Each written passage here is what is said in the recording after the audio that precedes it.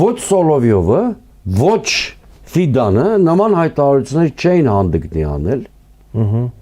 Եթե Նիկոլ Փաշինյանը չվարեր այնպիսի ապաշնոր քաղաքականություն, ինչի հետևանքով մեր երկիրը վերածվել է պրախատնոյ դվորի,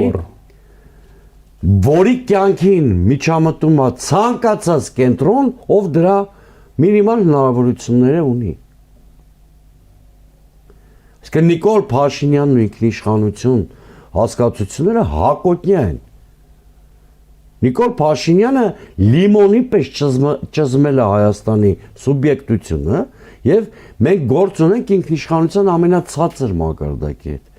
որ ով ինչ հայտարարություն ուզում Հայաստանի մասով անում է։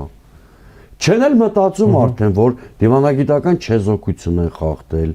Ֆիդանի պարագայում, առնվազն։ Չեն էլ մտածում, ինչպես Սալավյովի պարագայում էր, որ պոլիտկոռեկտություն եւ դաշնակցային հարաբերությունների ոգի են խախտել։ Իսկ հասկացաք, չէ՞։ Սա է Նիկոլ Փաշինյանի քաղաքականության գնահատականն է։ Նա ինչքան խոսում է ինքնիշխանության մասին, Հայաստանը այնքան ավելի կախյալ է դառնում։ Փաշինյանը ինչքան խոսում է դեմոկրատիայի մասին, այնքան երկրում ավելանում է քաղաքականավորների թիվը։ Այսինքն վաղուց մենք պիտի սովորենք Փաշինյանի ցանկացած հայտարարություն հակառակ իմաստով ընկալելու։ Ջոն Այբները ամերիկացի իրավապաշտպան, որի մասին կարծեմ մենք խոսել ենք,